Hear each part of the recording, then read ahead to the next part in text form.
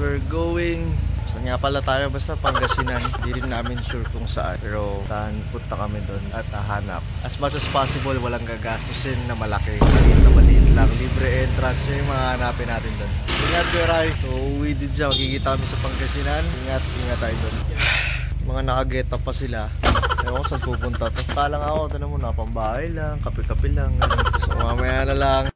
Habang bumabiyahe nga kami, nakita namin si ate, lakas trip. May speaker sa likod, pero siyempre, sige na nga, kanya-kanya tayong trip. At ito na, nasa Pampanga na kami. Konting kembot pa, mga 4 na oras pa, malapit na.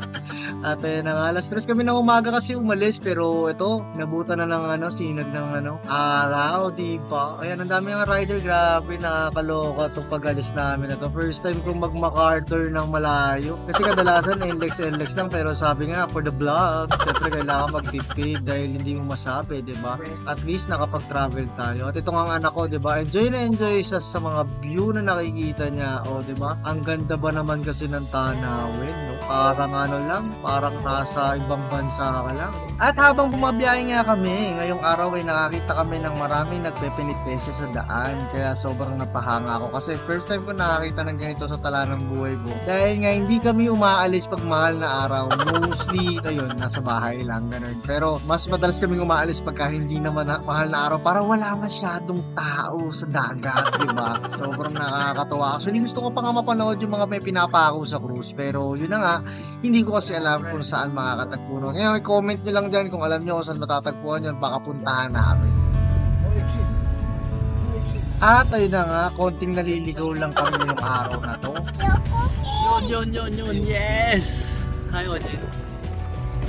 At nagkaayaan na nga kumain dahil nagutom na nga ang lahat. Kaya ito, nakita namin itong masarap na kainan dito, karinderya, pero mayura, ang Uncle Sam. At alam nyo ba na naka 500 pesos lang kami dyan. Sulit na masarap pa. Kaya kung ako sa inyo, pagka pupunta kayo ng Pangasinan at papunta Lingayen, hanapin nyo yun.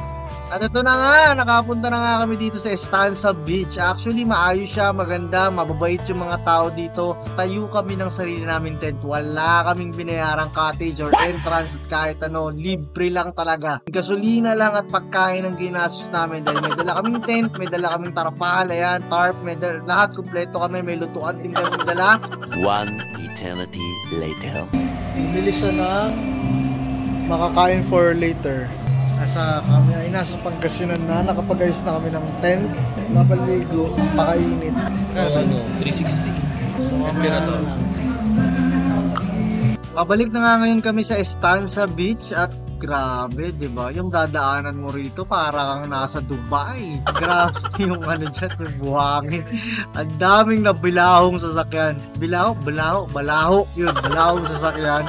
Yun po sila naglalakad. Ayun o. Tagatulak po sila. Imbis na magsiswimming. Ayun pa po guys.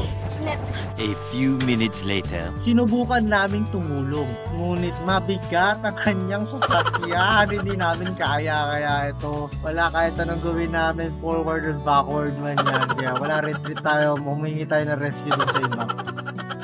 Pagkatapos nga namin tulungan, ayan, nilipat ko ang sasakyan. Ako naman ngayon na nabalaho, patay.